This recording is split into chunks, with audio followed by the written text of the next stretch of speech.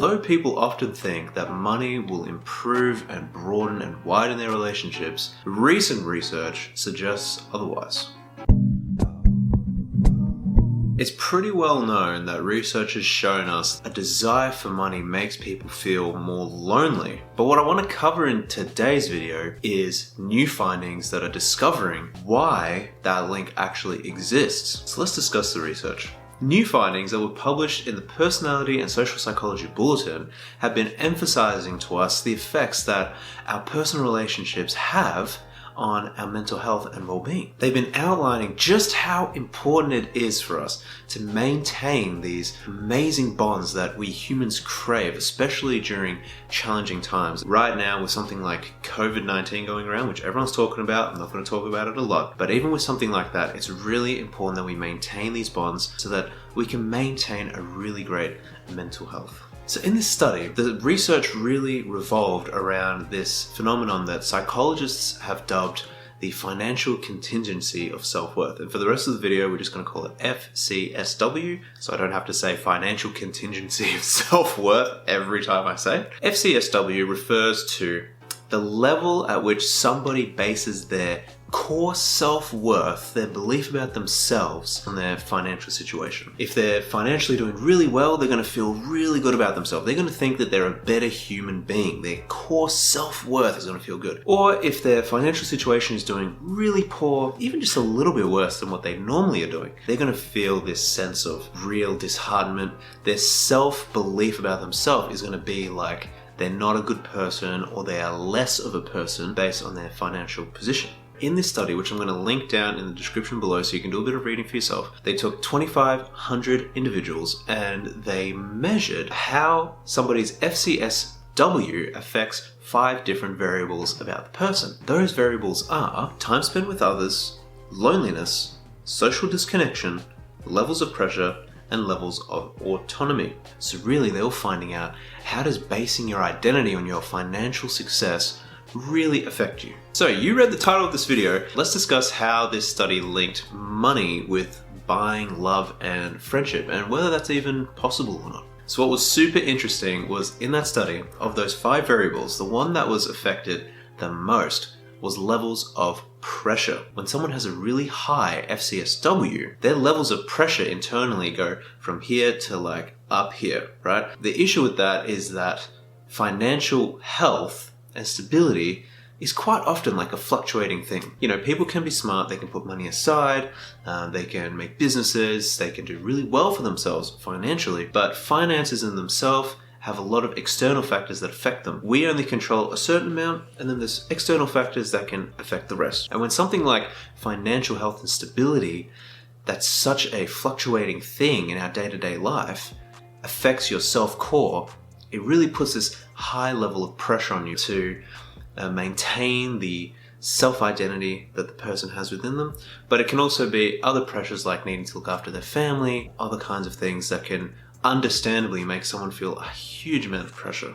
So this constant pressure to maintain this self-worth in that person's life then bleeds into all those other variables, right? The most important variables that it will affect in terms of love and friendships is your time spent with others and your disconnectedness. Not only that, it actually affects their levels of autonomy, which is making the decisions that they want to make. When they feel these high levels of pressure, instead of making the choices that they want to choose, like I want to spend time with my family more, they're going to start doing the things that they feel like they need to do, which is, foregoing those things to do the things that will make more money. Obviously that bleeds into social disconnectedness and loneliness and time spent with others. So it's all this kind of circle, self-fulfilling prophecy, which all starts with this high levels of pressure that they feel based on their FCSW. By doing less of those things, really it just means that pursuing this money, trying to get more money and use that money to strengthen your relationships really just does not work. We know that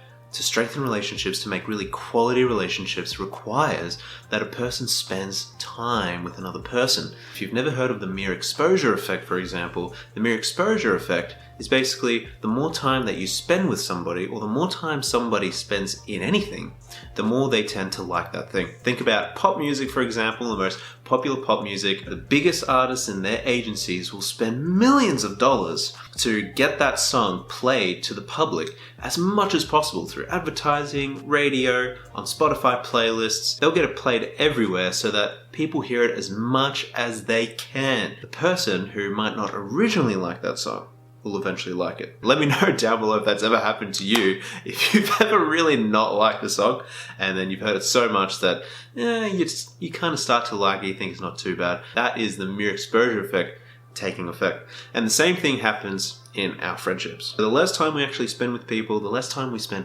communicating with people, reaching out to people, the less they're thinking about us, the less we are in their consideration set, as it's known in marketing. Those relationships start to dwindle. Using money to pursue and build strong relationships simply doesn't work. In fact, it weakens them because of those other variables that are being affected. It may work in the short term, but in the long term, it really isn't going to build friendships that satisfy you as a human being, those relationships that you really need in the core of your being.